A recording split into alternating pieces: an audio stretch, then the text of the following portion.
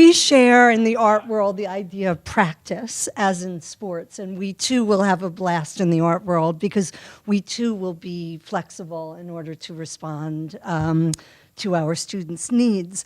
I love the name Explorations, especially for art and business, this title, because we're going to contribute to the adventure of looking at art and what art means, and we're going to cultivate different practices in order to do business, in order for artists to make a living, in order for people who practice in the art world to make a living themselves. So we're going to be both, oh, there we are, here's our title. This was an inspiration. I took this photograph in Hong Kong. I was just at Art Basel, Hong Kong, to look at global artists being looked at by primarily Eastern viewers of contemporary art. I can't tell you the number of students who were at that art fair in Asia looking at art, much more so than we see in this country.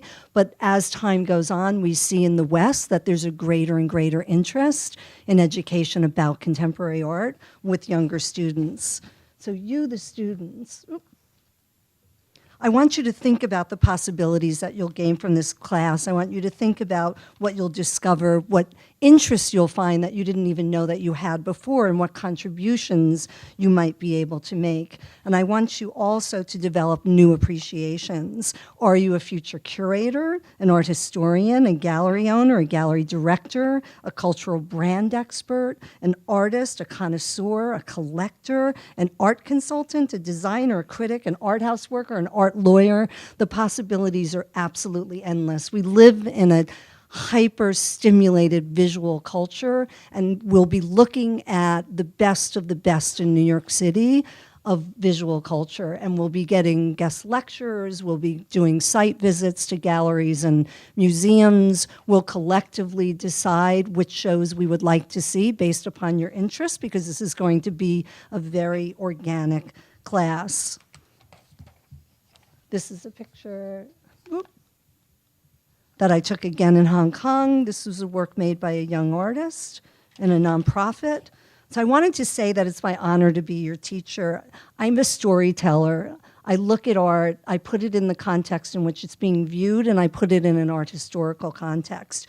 You as the students are really the threads within the future links. I'm not looking at a fiction that's about a large narrative, but I'm looking at the students as small threads, both individually and as a group. And at the end of our explorations class, which is a very short term, I want you to be one unit. I want you to be threaded together like an algorithm, right? That's non-ending, that just keeps going on, because for the rest of your life, I think you'll get something out of this class that you'll be able to look at art in a new way. That's my goal for you, and I will set parameters. I just want you to understand that I'm also very practical. So the functionality of the art world. There is an ecology. We are going to be connecting the dots. We're going to be looking at purpose, function, and structure. Sorry, it's a little hard looking back and forth. So basic museums, auction house structures, and job functions. How do people price art? You might be interested in having those questions answered. What are the commissions? How do artists give artwork to galleries, for example? How do museums choose the art? Cultural institutions, how do they work with the artists themselves? How do you curate an exhibition? How do you curate your Instagram pages? Like this will, or your Facebook, or whatever social platforms you're on. You'll learn about curating and telling a visual story. We're going to look at the history of contemporary context in art business, where that comes from. We're going to look at some concepts in branding, including architecture. This is an example of David Zwirner Gallery, which is in Chelsea. We're going to be looking at gallery identities, such as Gagosian. We're going to be looking at the history of art dealers and the different camps.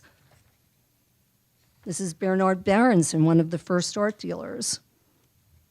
This was one of first private collections, or large private collections in America.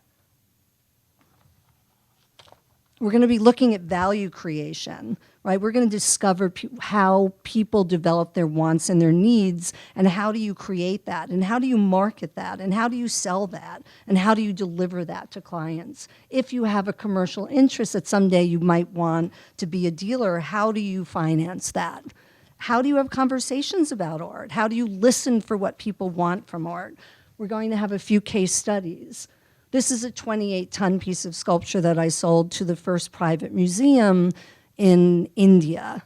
It's an indoor sculpture. The museum was founded by Karine Nadar, so it was placed 3 years ago. It took 15 flatbed trucks to move it. It's a fantastic story. So we'll look at different case studies of how does one sell a piece of art like that? How do you look at a piece of art like that? How do you do a studio visit? Then we'll be looking at new museums. Oops. This is M+, which is a community center museum. It'll be one of the largest museums in the world that's now being built in Hong Kong. It's like MoMA. We're going to talk about MoMA, how MoMA is a community center. It's more than just art. Then we're going to talk about human drives. We have the drive to acquire, which means we want to acquire and purchase objects. We have a drive to learn, and we have a drive to bond with one another.